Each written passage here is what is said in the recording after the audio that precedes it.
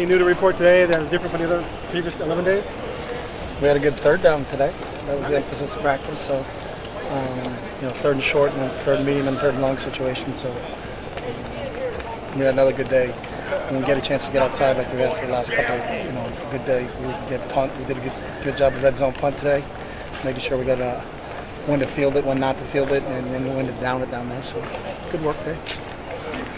Can you talk about how you guys divide the teams for the spring game? Yeah, we have a draft.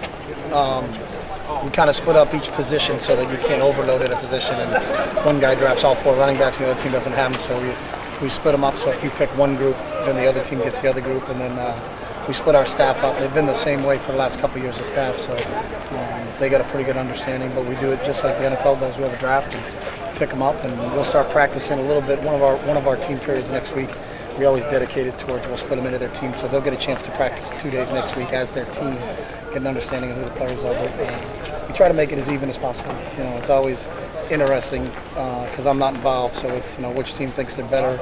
And I think each year, whichever staff thought they did a better job drafting didn't end up winning the game. So we'll see how it goes. But we play a game. I think it's a great thing for the fans. I think it's a great thing for our players. We make it a competitive.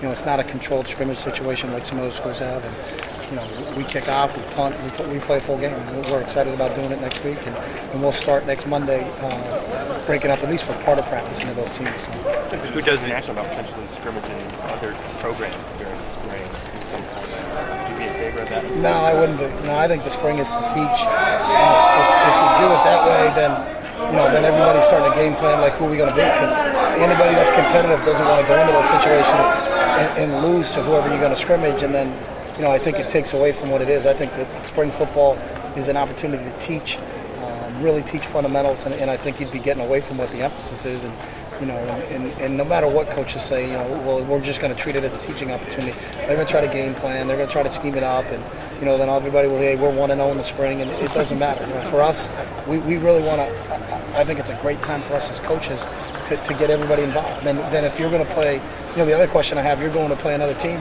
then what do you do if it's a tie game? Are you going to play everybody off your bench, or are you going to say, hey, I'm going to only play my starters? And then I think it defeats the purpose of what spring ball is all about. So I would be against doing that. I like what we have now. I think it's a great time for kids to grow, and you can monitor their growth and not worry about what the end product is. We play enough games right now. With a conference championship game, in the regular season and bowl game, you end up playing 14 games for us. So we play enough games right now for our kids, and I think it would just take the attention off of it. And then you're going to argue who gets the home game. Who's going to sacrifice it. I think you ask the coaches how we're going to do this. So all 120 want to play at home. 60 of them are going to have to travel. So what happens to your fans in that situation? So I also like the format of our spring game where we dedicate it to the troops. Admissions is cans of food for Lane County. So I think there's some other things that are going on. I don't think spring football is a money generating thing. I think it's a time for, if you have an opportunity as a group to give back, I think that's what we should be doing. So do you think there's enough game played since you brought it up? You wouldn't be in favor of a long playoff format? No, I didn't say that. I just said I think it depends on how you set it up. That's the one thing. No, that's a question about that. How do you do that? Right now we play 14 games, and I know the toll that takes on your guys. And fortunately for us, playing that 14th game, we had 30-something odd days before we played the next one. But if you asked us to go out after the conference championship game, then go play another playoff game, really the teams that win, and I played at the 1AA level coach there, is the teams that stay the healthiest. I don't know if they're the best teams, but it becomes a battle of attrition. And all of a sudden, you play a 16-game season week after week. I think it's a little bit different. These guys aren't professional football players that that are trained for it. I think our guys, sometimes you're playing freshmen that came out of high school, and for one reason or another they're forced to play, and then you throw them into a 16-game season. And, with the quality of teams we play, I think that's difficult sometimes from a physical standpoint. But if there's a way to do a playoff system where you can do a +1 or the final 4 teams to get a champion, I would. I think that's a possibility. But when you start opening it up to say we're going to have to play 5 games to determine who the champion is after playing a 12-game regular season and a conference championship game, I'm not in favor of that. So. Who are the 2 coaches that draft? Who's in charge of the draft? The staff. So they're all split up. So everybody's got a say. So there's no one in charge. We just kind of split it equally down the middle. Healthy's on one side, so Steve Greatwood and Scott Frost are on the other side. And I think Healthy's with Cam and Steve Greatwood and Frost are on the other side offensively. And then defensively, we split up the coaches where I think Nick and DP together, and then John and Alec. I don't remember exactly. I may be off on that, but it's even. So there's not a, hey, it's this and this. So. Who's number one in your mock draft? In my mock draft? Mock spring draft. My mock draft, I take luck. I take luck. Your mock Ducks draft? Oh, my mock Ducks draft? Mock Ducks spring football draft. See, you can't. That's the one thing these guys don't realize, that there's a lot of injuries, and that's what you got to kind of figure out. That's the long-term game plan. And you may have a guy, but he's got to practice twice, so you may lose him. So, the big key for, I think, in that thing is you got to go for depth. You got to go for depth because you don't know what you're going to get by next Saturday. It's not like we're drafting the day before the game and we're going to play with it. You still got to go through. Some of those guys will be scrambling to get the injury report this afternoon and find out, is this kid practicing on Monday or whatnot. So it makes it fun, but I don't allow them to use those. There's no materials allowed in the draft room. There's no draft board. There's no draft board. They got to go right off the top of their head. It's sad when guys forget about they don't remember guys at their own position. Oh, that doesn't. I know. Okay. D'Anthony obviously was great last year, but how much has he matured, grown, improved this spring or since the beginning of last year? I think he's matured a little bit. I think he's got a little bit better understanding. We didn't give him everything last year. And that was specifically, it was, hey, you don't have to worry about that because we're not going to call it if you're in. But, he's got the whole package, both at wide receiver and running back, and he's picked things up. He's really sharp, in the football things. He's got a really good mind for the football standpoint. So I've been real impressed with him. He's been out there every day.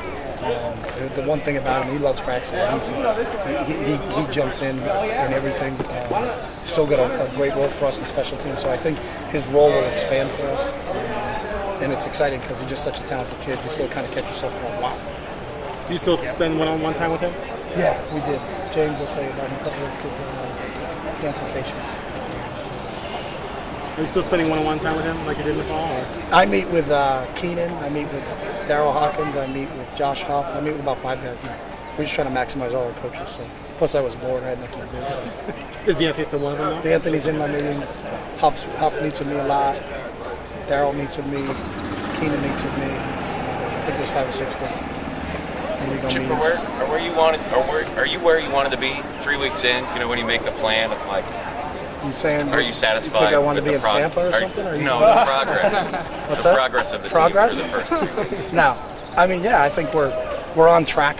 The one thing I think is everybody's practicing. So the one big thing you always worry about as a coaching staff is all of a sudden, if you have a position where you got hit with injuries, I'm like, well, how do we do this? Because we need to get maximum reps, but I only got 6 offensive linemen. We've got 12 defensive linemen, so how do we handle that? But I think, everybody's been practicing.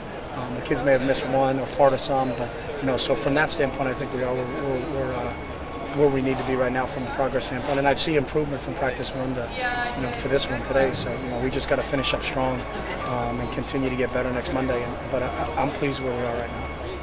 Do you guys, just to clarify, do you guys draft this weekend and then split up next week for the 2 practices? No, not for the whole practice, just part of the practice. So we may take one of the team periods, Jake, and say, hey, we're going to split into white team on that side, green team on that side, and then just whatever the white offense is against the green defense. So, but not for the entire practice. They still practice with their position coaches.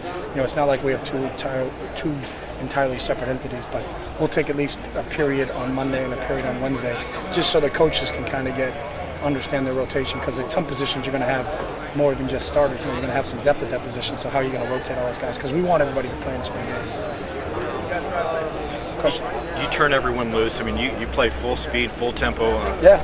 Officials, tackle, everything's live, kicks are live, so it's a game. Just considering injury, the chance of injury. Yeah, we get 3 scrimmage opportunities every year, so you can do 3 11-on-11 tackle situations, with the spring game being one of them. So, that's part of the game. But I also think you still have to do it. I don't think, if you're going to ask your kids to cut block, then they have to at some point in time be able to cut block. If you're going to ask your kids to tackle, then at some point in time you're going to have to be able to tackle. So we try to cooperate as much as we can in a lot of practice. And that's about learning how to practice. But there's got to be a couple days where you say, hey, we're going to turn it loose. Now you can't do that for 15 straight practices. You wouldn't want to do that, but I think you need to figure out some kids, hey, this kid's had a great spring, but you know what, I'm worried about him as a tackler, so you got to give him some opportunities to cut it loose.